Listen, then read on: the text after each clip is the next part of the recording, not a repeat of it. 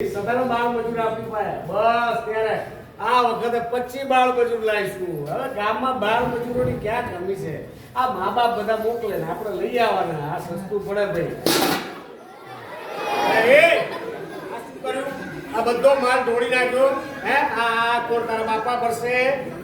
અરે હજી તો મારા કોઠા સામ જુએ છે. જલ્દીથી ભરવા માંડ નહીતર તારો પગાર કાપી નાખીશ. એ નાના સર પગાર ના કાપતા. આ તો ઠોકર લાગીને એટલે પડી ગયું. હા ઠોકર લાગી એટલે પડી ગયું. તો ભગવાને આટલી મોટી બે આંખો આપી છે ને તો જોઈને ચાલીએ.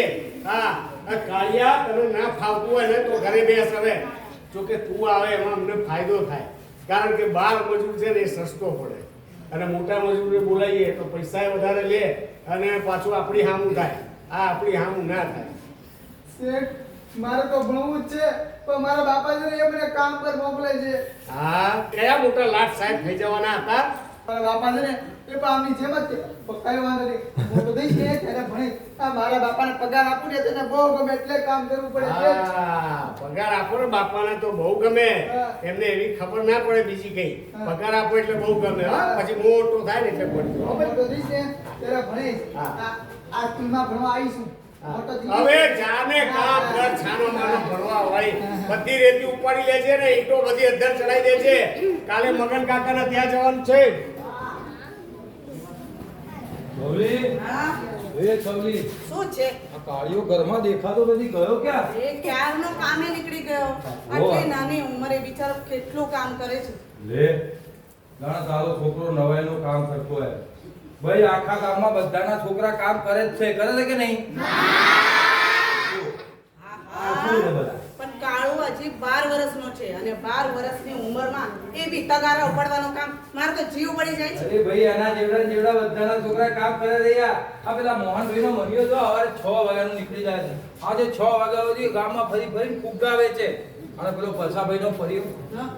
એ બે કોથળા લઈને હવારથી નીકળે ને હા સુધીમાં આખા ગામમાં ફરી ફરીને ભંગાર ભેગું કરીને વેચવા જાય ને પછી પૈસા કમાય. તો વાત કરે તો કે અરે ફુગા વેચવામાં અને તગારા ઉપાડવામાં ઘણો ફરક છે.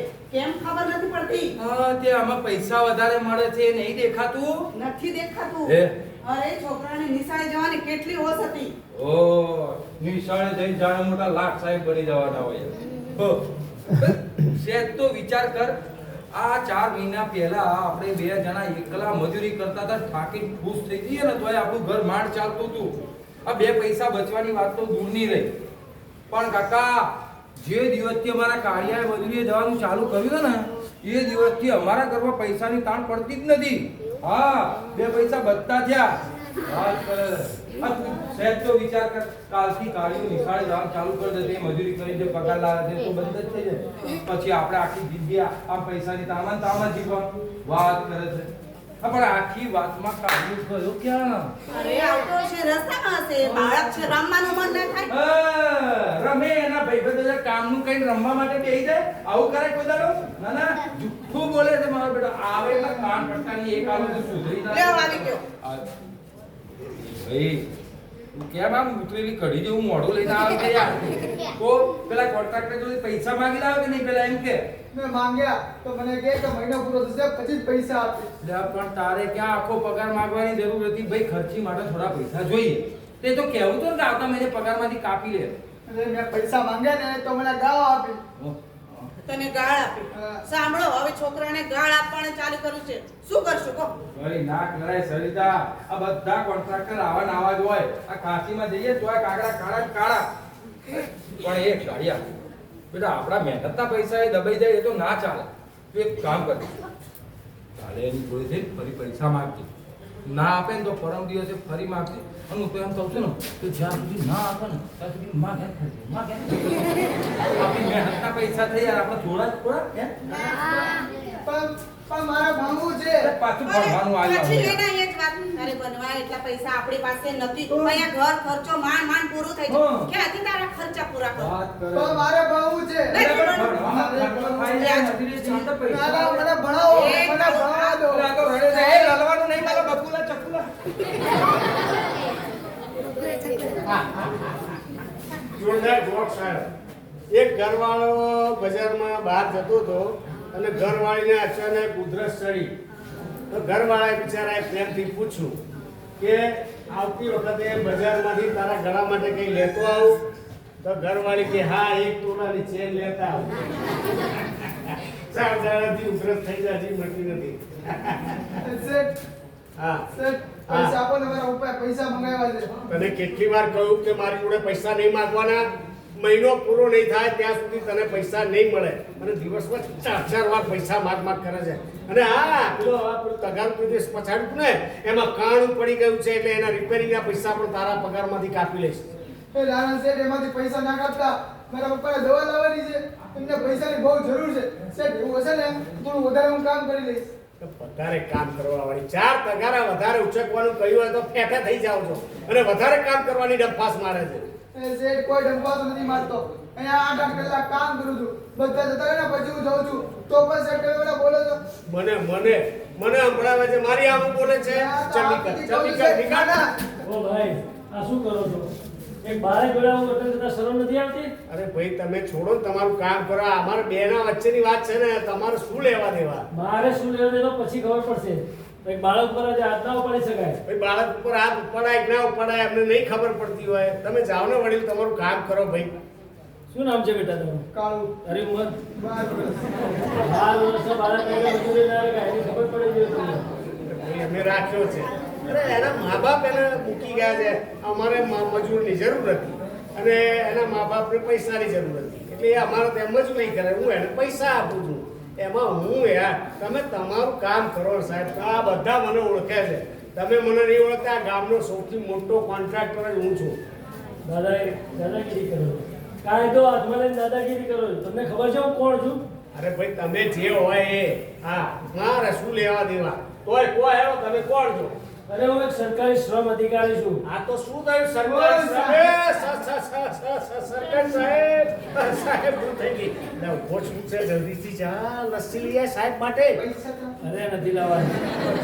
સાહેબ નાસ્તો કરો નાસ્તો. નથી કરો નાસ્તો. સાહેબ નથી ઉભા રહો. હવે એ સાહેબ છોડ રે તું નીકળ તારા ઘરે.